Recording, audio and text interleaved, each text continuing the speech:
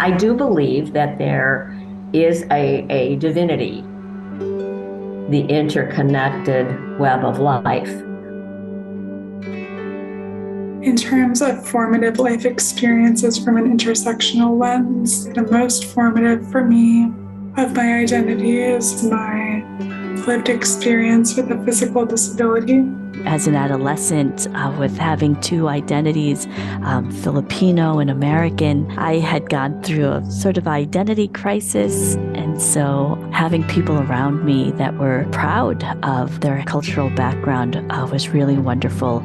Growing up gay in the 60s, back then there were some unique challenges. No role models, no media coverage, no sort of external support. I was born in a very rural area. When I was 8 years old, I met this measles and lost both of my eyes. If there is such a thing as past lives, we do believe that we've probably been together before. And who knows, maybe together again.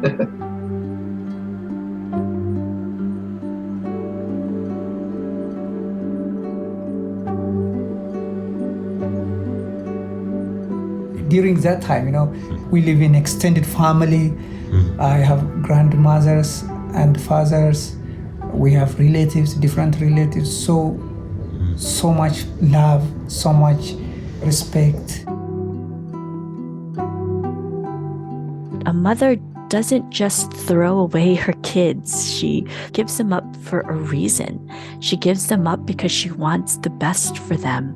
I can really admire the courage that she had to give me up, and how fortunate I was to be given up to extended family.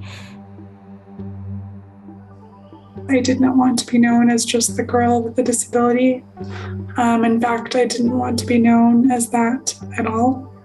Since adulthood, I've become much more accepting of this part of my identity. I'm even proud of it. Disability is a reality for me, but it's a possibility for everyone. Being the grandson of immigrants, like all my grandparents were immigrants. They came from Russia and Poland during the time of the pogroms where they were really persecuted. Even though that wasn't my lived experience, I think there is a part of me that absorbed their lived experience. She accepted me for who I was. And again, let's go back to that time. Vietnam veterans were not considered particularly good catches as far as being husband material. But he was a little bit lost. So I think he found a home with me and a place to rebuild and start all over again. So that was the healing part. The way that we can best grow and evolve is to reflect inwardly on our own thoughts and experiences, feeding our own self-awareness. So I think it's a real important project that we have now to collect and be able to share our own stories, taking the time to ask about what life was like for them growing up. One of my grandmothers used to say, "Nebuch," which means pity. Oftentimes it was sort of referring to herself and her own life experience and the sadness that she carried with her. If you ask me what's the first Yiddish word I remember, it would be that. Because it had so much emotion attached to it when she would say it. This is something that informed my desire to be a therapist. Been on a parallel path, and my feeling about couples is you either grow together or you grow apart.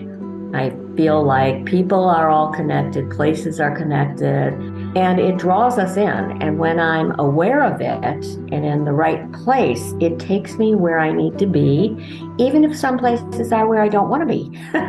I might be there for helping somebody else might be there for helping me. This statement has a big message for everyone to take care of himself. Whenever an individual do something for persons with disabilities, that means he is doing for himself.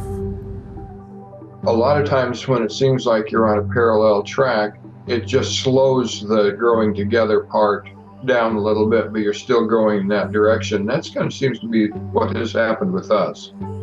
As a community, I believe we can grow and evolve by sharing these thoughts and experiences outwardly in order to feed our own collective awareness.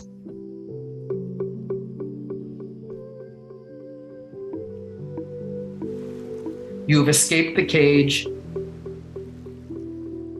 Your wings are stretched out. Now fly.